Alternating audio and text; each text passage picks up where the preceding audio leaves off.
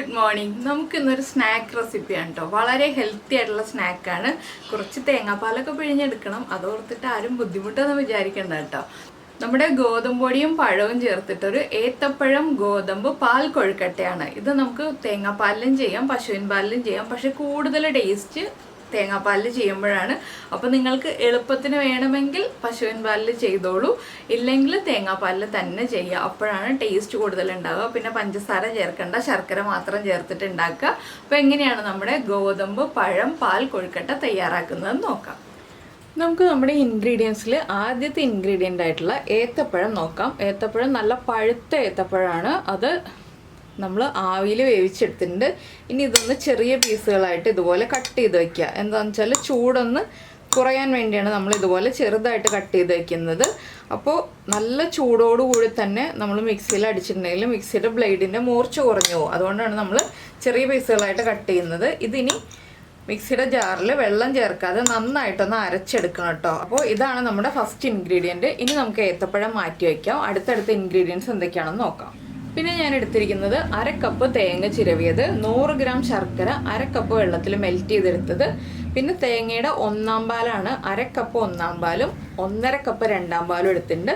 പിന്നെ 1 കപ്പ് ഗോതമ്പൊടി എടുത്തിട്ടുണ്ട്. അത് നമ്മുടെ പഴത്തിലെ വാട്ടർ കണ്ടന്റിൻ്റെ അളവനുസരിച്ച് 1 കപ്പ് മുതൽ 1.25 കപ്പ് വരെ, ചിലപ്പോൾ 3/4 കപ്പ്, അങ്ങനെ വ്യത്യാസം വരാം ഗോതമ്പൊടിയുടെ അളവ്. പിന്നെ 1 പിഞ്ച് ഉപ്പ്, കുറച്ച് ജീരകം, ഇത്രയാണ്. പിന്നെ കുറച്ച് ഏലക്ക, പഞ്ചസാര ചേർത്ത് പൊടിച്ചത്. അപ്പോൾ ഈ ഒരു പാലിന് പകരമായിട്ട്, തേങ്ങാപ്പാലിന് പകരമായിട്ട് നമുക്ക് 1.5 കപ്പ് മുതൽ 2 കപ്പ് വരെ പശുവിൻ പാല് ചേർത്താലും മതി കേട്ടോ. പാല് ചേർക്കുമ്പോൾ തിളപ്പിച്ച പാല് ചേർക്കുക. പശുവിൻ പാലാണെങ്കിൽ കേട്ടോ, തേങ്ങാപ്പാലാണെങ്കിൽ തിളപ്പിക്കാത്ത പാലായിരിക്കണം. അപ്പോൾ ഗോതമ്പ് പൊടിയുടെ അളവിലും ചെറിയ വ്യത്യാസം വരാം. അപ്പോൾ ആദ്യം നമുക്ക് നമ്മുടെ പഴം മിക്സിയിലൊന്ന് അടിച്ചെടുക്കാം. അപ്പോൾ നമ്മൾ പഴം മിക്സിയുടെ ജാറിലേക്ക് മാറ്റിയിട്ടുണ്ട്. പഴത്തിൻ്റെ നാരൊക്കെ മാറ്റിയിട്ട് വേണം കേട്ടോ, പുറമേയുള്ള നാരൊക്കെ മാറ്റിയിട്ട് വേണം നമ്മൾ മിക്സിയിലേക്ക് ചേർക്കാനായിട്ട്. നിങ്ങളുടെ കയ്യിൽ ഏലക്കാപ്പൊടി ഇല്ലാന്നുണ്ടെങ്കിൽ ഇപ്പോൾ ഒരു 2 ഏലക്കയും കൂടി ചേർത്ത് പഴം അരച്ചെടുത്താലും മതി. ഇനിയിപ്പോൾ നമുക്കത് നന്നായിട്ട് അരച്ചെടുക്കാം. ഇപ്പോൾ നമ്മുടെ പഴം നമ്മളിത് നന്നായിട്ട് അരച്ചെടുത്തിട്ടുണ്ട്. ഇത് കുറച്ച് വലിയൊരു പാത്രത്തിലേക്ക് മാറ്റാം. അപ്പോൾ ഞാൻ ഇത്രയും വലിയൊരു പാത്രത്തിലേക്കാണ് കേട്ടോ മാറ്റുന്നത്. എന്താണെന്ന് വെച്ചാൽ കുഴയ്ക്കാൻ എളുപ്പത്തിനാണ് കുറച്ച് വലിയ പാത്രത്തിലേക്ക് മാറ്റുന്നത്. ഒരു സ്പാറ്റില ഉപയോഗിച്ചോ സ്പൂൺ ഉപയോഗിച്ചോ നമുക്ക് എളുപ്പത്തിൽ മാറ്റാം.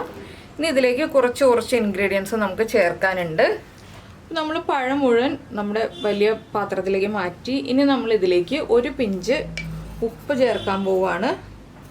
അപ്പോൾ ഇനിയുള്ള കാര്യങ്ങളെല്ലാം ചെയ്യുന്നത് രാജീവേട്ടനായിരിക്കും കേട്ടോ. എന്താണെന്ന് വെച്ചാൽ എനിക്ക് ഒരു കൈ കൊണ്ട് കുഴയ്ക്കാൻ പറ്റില്ല. അതുകൊണ്ടാണ് ബാക്കി കാര്യങ്ങൾ രാജീവേട്ടൻ ചെയ്യുന്നത്.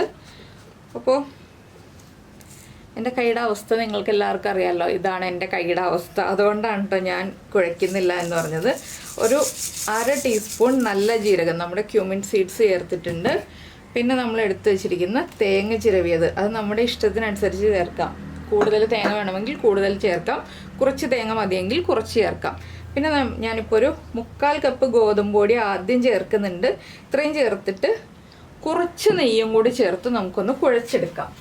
ഒരു 1/2 ടീസ്പൂൺ നെയ്യും കൂടി ചേർത്ത് നമുക്കൊന്ന് കുഴച്ചെടുക്കാം. ചപ്പാത്തി മാവിൻ്റെ പാകത്തിലൊന്ന് കുഴച്ചെടുക്കണം. അതിനുശേഷം നമുക്ക് ചപ്പാത്തി മാവിനേക്കാൾ ലൂസായിട്ട് കുഴച്ചിട്ടുണ്ടെങ്കിൽ കറക്റ്റ് ആവില്ല. ചപ്പാത്തി മാവിനേക്കാൾ ടൈറ്റായിട്ട് കുഴയ്ക്കാനും പാടില്ല. അപ്പോൾ ഇതൊന്ന് കുഴച്ചെടുക്കട്ടെ നന്നായിട്ട്. ഇപ്പോൾ നമ്മളിതിലേക്ക് മധുരമൊന്നും ചേർക്കണ്ട. നമ്മുടെ മധുരമൊക്കെ പുറകെ ആയി വന്നോളും. ഇപ്പോൾ നന്നായിട്ടൊന്ന് കുഴഞ്ഞു വന്നാൽ മതി. ആ പഴത്തിൻ്റെ നനവ് കൊണ്ട് തന്നെ ഇതൊന്ന് കുഴച്ചെടുക്കണം.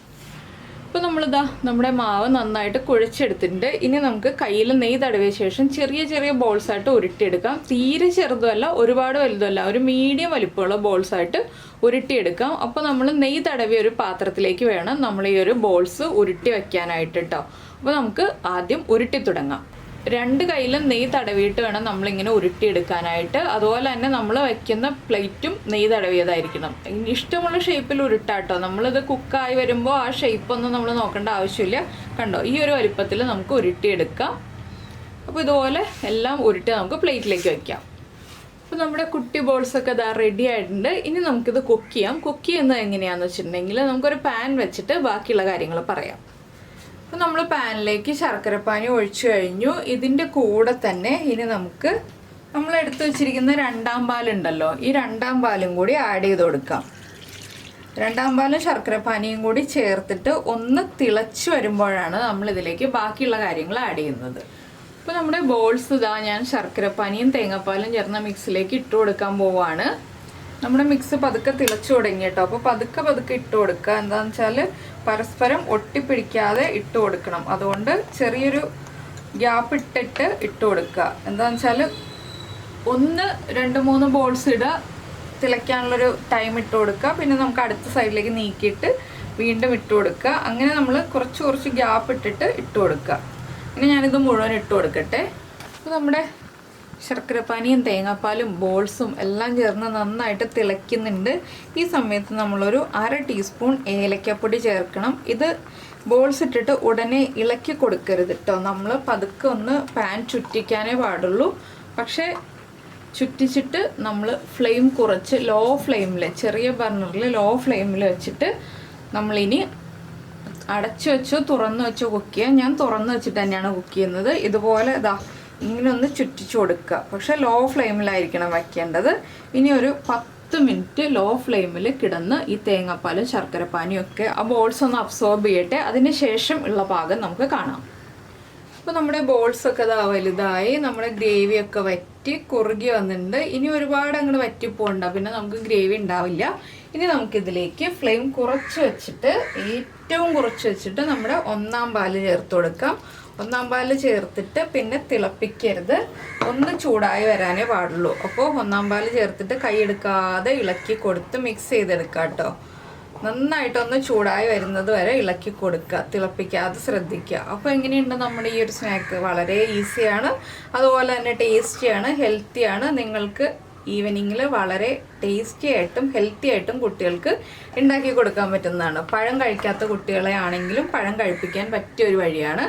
അപ്പോൾ ഇതിൻ്റെ കൂടെ തന്നെ നമുക്കിനി ഒരു കാര്യവും കൂടി ആഡ് ചെയ്യാനുണ്ട്.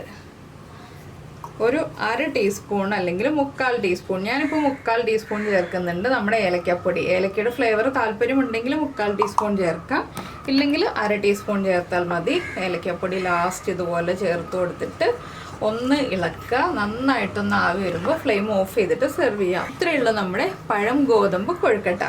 അപ്പോൾ ഇതൊരു ഇളം ചൂടോടുകൂടി കഴിക്കാം കേട്ടോ. നന്നായിട്ട് ചൂട് മാറി കഴിയുമ്പോൾ എന്താണെന്ന് വെച്ചാൽ ഈ ഒരു ഗ്രേവിയൊക്കെ നമ്മുടെ പാലൊക്കെ കുറുകിപ്പോവും. അതുകൊണ്ട് ഇളം ചൂടോടുകൂടി കഴിക്കുക. അപ്പോൾ എല്ലാവരും ഉണ്ടാക്കി കഴിച്ചിട്ട് അഭിപ്രായമൊക്കെ പറയുക. അതുപോലെ തന്നെ നിങ്ങളുടെ കമൻസൊക്കെ നമ്മുടെ വീഡിയോയുടെ താഴെ എഴുതുക. പിന്നെ ലൈക്ക് ചെയ്യാൻ മറന്നു പോകരുത്.